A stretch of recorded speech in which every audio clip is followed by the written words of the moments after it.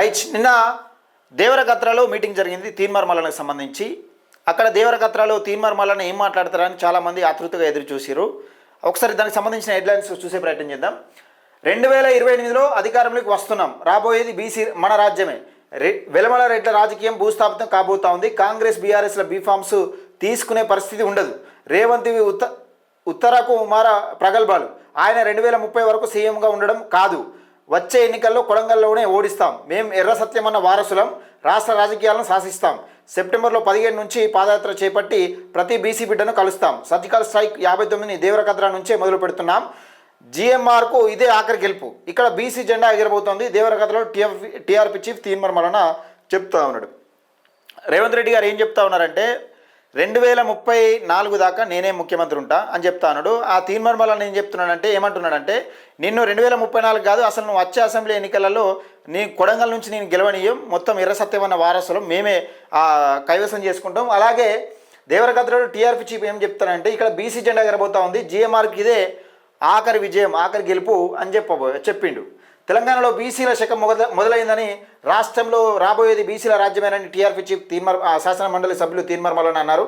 2028లో సంపండ BC కులాల మద్దతుతో BC ప్రభుత్వం ఏర్పాటు అవుతుందని ధీమా వ్యక్తం చేశారు. పిడికెడు మంది లేని వెలమారెడ్ల రాజకీయాలను ఇక భూస్థాపితం కావడం ఖాయమన్నారు. తెలంగాణ రాజ్యాధికార పార్టీ నేతలు దేవరకత్ర నియోజకవర్గ కేంద్రంలో బుధవారం ఏర్పాటు చేసిన బహిరంగ సభలో మల్లన్న పాల్గొన్నారు. ఈ సందర్భంగా దేవరకత్రకు చెందిన కాంగ్రెస్ సీనియర్ నాయకుడు రఘువీర వర్మ ముదిరాజ్ తన అనుచరులతో కలిసి మల్లన్న సమక్షంలో టీఆర్పీ తీర్థం పుచ్చుకున్నారు. కండువ కప్పి వారిని మల్లన్న పార్టీలోకి సాదరంగా ఆహ్వానించారు. అనంతరం అక్కడ ప్రజలను ఉద్దేశించి మల్లన్న మాట్లాడాడు అనే ఒక వార్తనైతే చూస్తున్నాం. దానికి సంబంధించిన పూర్తి వార్త చూద్దాం. అయితే నిన్న దేవరకత్రలో మీటింగ్ జరిగింది. తీన్మార్మలన ప్రసంగించిన వార్త చూద్దాం ఒకసారి. తెలంగాణలో రాజకీయ భవిష్యత్ మొత్తం బీసీలదే అన్నారు. రాష్ట్రంలో ప్రజల పార్టీలన్నీ అగ్రవర్ణాలవేనన్న మల్లన్న 2028 నాటికి ఆ పార్టీల బీఫామ్స్కు పెద్దగా గిరాకీ ఉండదన్నారు. గాంధీ భవన్ ముందు కాంగ్రెస్ బీఫారాలు పెట్టిన బీఆర్ఎస్కు ఒక బీఫారం కొంటే మరొకటి ఫ్రీ అని ఆఫర్ ఇచ్చినా తీసుకునే నాదుడే ఉండడని ఎద్దేవా చేశారు. 2028 ఎన్నికలు తెలంగాణ భవిష్యత్తు నిర్ణయించే ఎన్నికలు కాబోతున్నాయన్న మల్లన్న ఆ దఫా రాష్ట్రంలో తొలి బీసీ ముఖ్యమంత్రి నాయకత్వంలో ప్రభుత్వం ఏర్పాటు చేయడమే తమ లక్ష్యమన్నారు. బీసీ సర్కార్ ఏర్పాటైన తర్వాత రాష్ట్రంలో ప్రతి బీసీ కుటుంబానికి కనీసం 2 ఎకరాల భూమిని అందించే దిశగా విధానాలు రూపొందిస్తామన్నారు. సెప్టెంబర్ 17 నుంచి పాదయాత్ర చేపట్టబోతున్నట్టు ఆ పాదయాత్ర ద్వారా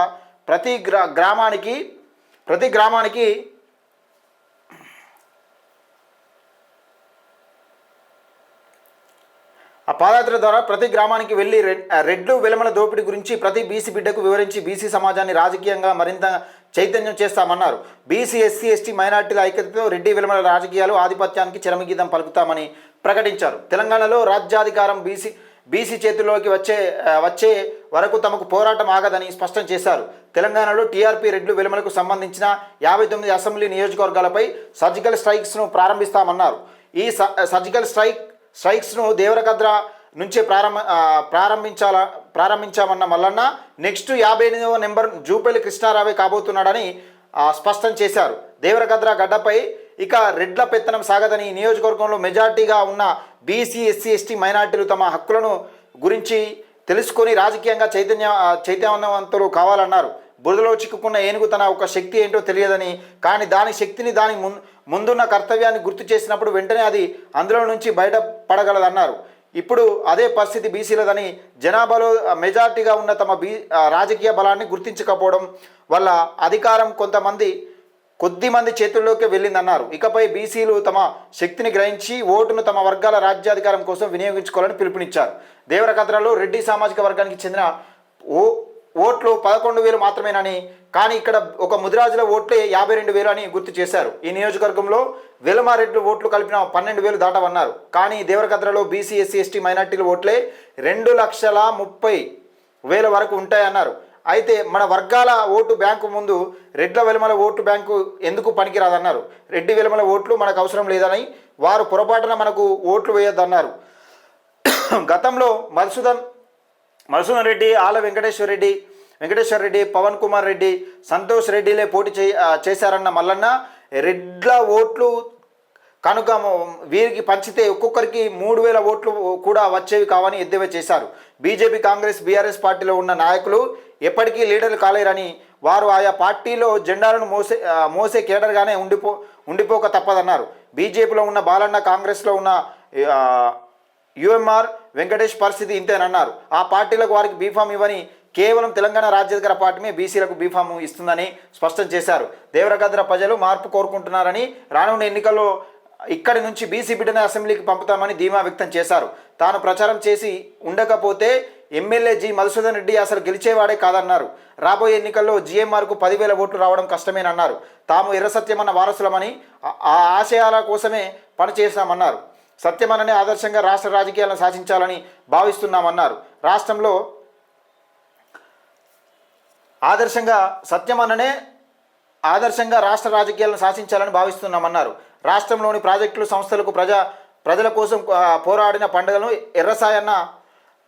పండుగ సాయన్న, ఎర్ర సత్యం, ముదిరాజు లాంటి మహానీయులు పేర్లు పెట్టాలన్నారు. స్థానిక చరిత్రకు, ఉద్యమాలకు గౌరవం దక్కేలా ప్రభుత్వం వ్యవహరించాలని డిమాండ్ చేశారు. ముఖ్యమంత్రి రేవంత్ రెడ్డిని ఉత్తర కుమార ప్రగల్భమని, ఆయన చీటికి మాటికి తానే 2034 వరకు సీఎంగా ఉంటానని చెప్తుండడం హాస్యాస్పదం ఉందన్నారు.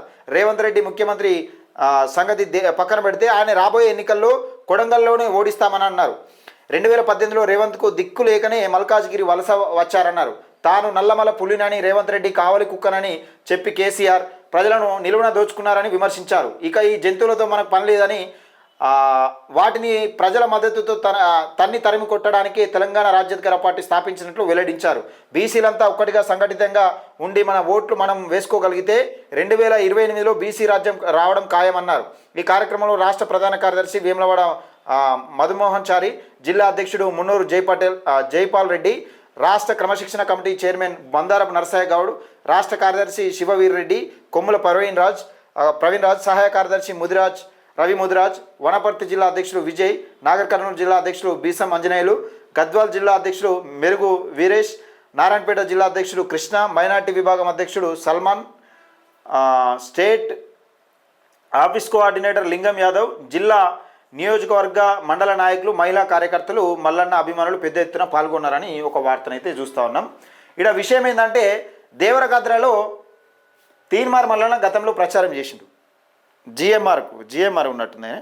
జిఎంఆర్కు ఇదే నీకు లాస్ట్ గెలుపు, ఇక మళ్ళీ ఇక్కడి నుంచి మా బీసీలో గెలుస్తారు, నీకు అవకాశం లేదని తీన్మార్ మల్లన్న ఎద్దేవా చేసిండు. అలాగే 2034 దాకా కాదు, కొడంగల్లో గెలిస్తే నువ్వే గొప్పనివి, కొడంగల్లో నిన్నే గెలవనీయమని తీన్మార్ మల్లన్న రేవంత్ రెడ్డికి సవాల్ ఇస్తుండు. ఇక్కడి ఇది ఈ తెలంగాణ రాష్ట్రంలో రానున్నది బీసీల రాజ్యమే, మన రాజ్యమే రాబోతా ఉన్నది.